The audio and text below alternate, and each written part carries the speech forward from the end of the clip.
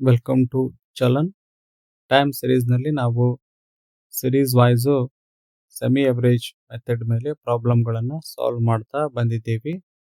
Year wise ಬೇರೆ ರೀತಿ ಕ್ಯಾಲ್ಕುಲೇಷನ್ಸ್ಗಳು ಇರೋದ್ರಿಂದ ನಿಮ್ಗೆ 6 ಇಯರ್ ಇನ್ಫಾರ್ಮೇಷನ್ ಕೊಟ್ಟಾಗ ಯಾವ ರೀತಿ ಕ್ಯಾಲ್ಕುಲೇಟ್ ಮಾಡಬೇಕು ಅನ್ನೋದನ್ನು ನಾವು ಫಸ್ಟ್ ವಿಡಿಯೋದಲ್ಲಿ ಹೇಳಿದ್ವಿ. 6 year, 7 year, 8 year, 9 year information ಕೊಟ್ಟಾಗ ಯಾವ ರೀತಿ ಸೆಮಿ ಅವರೇಜ್ ಮಾಡಬೇಕು ಅನ್ನೋದನ್ನು ಈಗಾಗಲೇ ಈ ಚಲನ್ನಲ್ಲಿ ಅಪ್ಲೋಡ್ ಮಾಡಿದೆ. ವಿಡಿಯೋಸ್ಗಳನ್ನು ಯಾರು ನೋಡಿಲ್ಲ ಅವುಗಳನ್ನು ನೋಡ್ರಿ. ಇವತ್ತಿನ ವಿಡಿಯೋದಲ್ಲಿ ನಾವು 10 ಇಯರ್ಸ್ ಇನ್ಫಾರ್ಮೇಷನ್ ಕೊಟ್ಟಾಗ ಯಾವ ರೀತಿ ಕ್ಯಾಲ್ಕುಲೇಟ್ ಮಾಡಬೇಕು ಅನ್ನೋದನ್ನು ನೋಡೋಣ. ಈ ಒಂದು ವಿಡಿಯೋ KUD, ಹಾವೇರಿ ಯೂನಿವರ್ಸಿಟಿ ಮತ್ತು PUC ಸ್ಟೂಡೆಂಟ್ಸ್ಗೂ ಕೂಡ ಬಹಳಷ್ಟು ಯೂಸ್ಫುಲ್ ಆಗಿರೋದು ಆಗಿದೆ.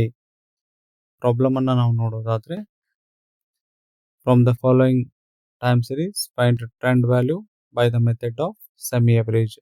ಪ್ರತಿಯೊಂದು ಕೂಡ ಅದೇ ಇರುತ್ತೆ, ಸೆಮಿ ಅವರೇಜ್ ಮೇಲೆ ಕ್ಯಾಲ್ಕುಲೇಟ್ ಮಾಡ್ರಿ ಅಂತ ಹೇಳಿನ.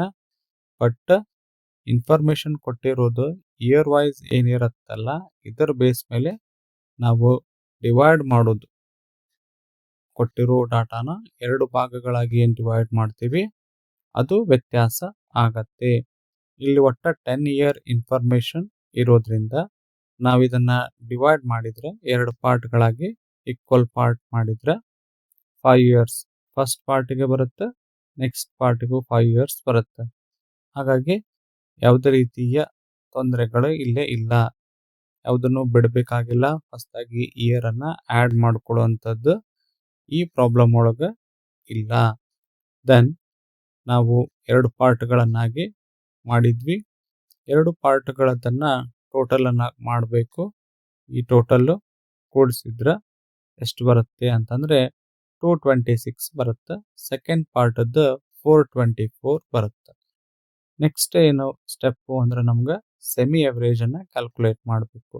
ಸೆಮಿ ಅವರೇಜ್ ಫಸ್ಟ್ ಕೇಸ್ ಒಳಗೆ 256 divided by 5 and another one 242 divided by 5 ಮಾಡಿ ಎವರೇಜನ್ನು ನಾವು ಕ್ಯಾಲ್ಕುಲೇಟ್ ಮಾಡಬೇಕು. ಟ್ರೆಂಡ್ ವ್ಯಾಲ್ಯೂಗಳನ್ನು ನಾವು ಕ್ಯಾಲ್ಕುಲೇಟ್ ಮಾಡು ಅಂತ ಹೇಳಿದರೆ ಮಾತ್ರ ಮಾಡಬೇಕು. ಹೇಳಿಲ್ಲ ಅಂದರೆ ಏನು ಕ್ಯಾಲ್ಕುಲೇಷನ್ ಮಾಡೋ ಅವಶ್ಯಕತೆ ಇಲ್ಲ. ಸಪೋಸ್ ಇದನ್ನು ಗ್ರಾಫಿಕಲ್ಲಿನೂ ಮಾಡಬಹುದು, ಅದರ್ವೈಸ್ ಕ್ಯಾಲ್ಕುಲೇಟ್ ಮಾಡಿನೂ ಕೂಡ ಮಾಡಬಹುದು. ಎರಡನ್ನ ಕೂಡ ನಾನು ಹಿಂದಿನ ವಿಡಿಯೋಗಳಲ್ಲಿ ನಿಮ್ಗೆ ಕ್ಲಿಯರ್ ಆಗಿ ಎಕ್ಸ್ಪ್ಲೇನ್ ಮಾಡ್ತಾ ಬಂದಿದ್ದೀನಿ. ನಾವು ಕ್ಯಾಲ್ಕುಲೇಷನ್ ವೈಸ್ ಮಾಡೋದಾದರೆ ಫಸ್ಟ್ ನಾವು ಚೇಂಜ್ ಇನ್ ವ್ಯಾಲ್ಯೂ ನೋಡಬೇಕಾಗತ್ತೆ. ಚೇಂಜ್ ಇನ್ ವ್ಯಾಲ್ಯೂ ನೋಡಿದ್ರೆ 33.6 ಬರುತ್ತೆ. ಚೇಂಜ್ ಇನ್ ಇಯರ್ ನೋಡೋದಾದರೆ ನಮ್ಗೆ ಬರೋದು 5 ಇಯರ್ಸ್ ಬರುತ್ತೆ. 33.6 divided by 5 ಮಾಡಿ ಪರ್ ಇಯರ್ ಇನ್ಕ್ರೀಸ್ ಎಷ್ಟು ಅಂತ ನಾವು ನೋಡಬೇಕು. 6.72 ಬರುತ್ತೆ. ಈ 6.72 ಪರ್ ಇಯರ್ ಇನ್ಕ್ರೀಸ್ ಹಾಕ್ಕೊಂತ ಹೋಗ್ಬೇಕು. 51.2 2002 ಐತಿ, 84.8 2007ಗೆ ಇದೆ.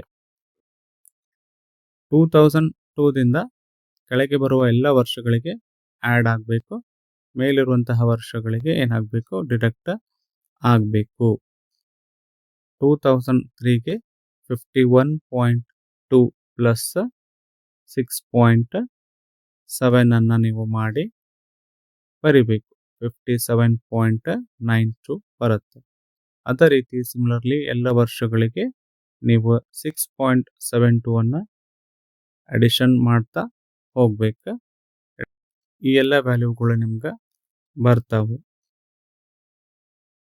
2001ದ್ದು ಕ್ಯಾಲ್ಕುಲೇಟ್ ಮಾಡುವಾಗ ಏನಾಗಬೇಕು, 51.2ಗೆ ಮೈನಸ್ 6.72 ಮಾಡಿ ನೀವು ಬರಿಬೇಕು. ಯಾಕೆ ಸಬ್ಸ್ಟ್ರಾಕ್ಟ್ ಮಾಡಬೇಕು ಅನ್ನೋದನ್ನು ಫಸ್ಟ್ ವಿಡಿಯೋದೊಳಗೂ ಕೂಡ ನಿಮ್ಗೆ ಕ್ಲಿಯರ್ ಆಗಿ ಎಕ್ಸ್ಪ್ಲೇನ್ ಮಾಡಿದ್ದೀನಿ. 44.8 ಬರುತ್ತೆ. 2000ಕ್ಕೆ ಕ್ಯಾಲ್ಕುಲೇಟ್ ಮಾಡಿದ್ರೆ ಅದು ಕೂಡ ಸಬ್ಸ್ಟ್ರಾಕ್ಟ್ ಮಾಡಬೇಕು. 37.78 ಬರುತ್ತೆ. ಇಷ್ಟು ಮಾಡಿದರೆ ನಿಮ್ದು ಏನು ಟ್ರೆಂಡ್ ವ್ಯಾಲ್ಯೂಗಳನ್ನು ಕ್ಯಾಲ್ಕುಲೇಟ್ ನೀವು ಕಂಪ್ಲೀಟ್ ಮಾಡಿದ ಹಾಗೆ. ಗ್ರಾಫಿಕಲಿ ರೀಪ್ರೆಸೆಂಟ್ ಮಾಡಿದ್ರೆ ಈ ರೀತಿಯಲ್ಲಿ ನಿಮ್ದು ಬರುತ್ತೆ. ಗ್ರಾಫ್ ಕೇಳಿದಾಗ ಮಾತ್ರ ಹಾಕ್ರಿ, ಕೇಳಿರಲಿಲ್ಲ ಅಂದರೆ ಹಾಕೋ ನೀಡ್ ಇಲ್ಲ. ಟ್ರೆಂಡ್ ವ್ಯಾಲ್ಯೂ ಕೂಡ ಕೇಳಿದ್ರೆ ಮಾತ್ರ ಕ್ಯಾಲ್ಕುಲೇಟ್ ಮಾಡ್ರಿ, ಇಲ್ಲ ಅಂದ್ರೆ ಅದು ಕೂಡ ನೀಡ್ ಇಲ್ಲ.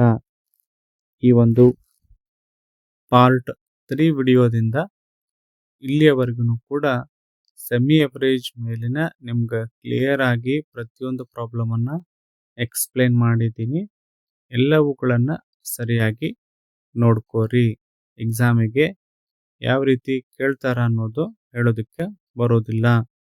BCom ಸ್ಟೂಡೆಂಟ್ಸ್ಗೆ 5 ಮಾರ್ಕ್ಸ್ಗೆ ಸೆಮಿ ಎವರೇಜು ಅಥವಾ ಮೂವಿಂಗ್ ಎವರೇಜ್ ಮೇಲೆ ಒಂದು ಪ್ರಾಬ್ಲಮ್ ಪರ್ ಇಯರ್ ಬರುತ್ತೆ.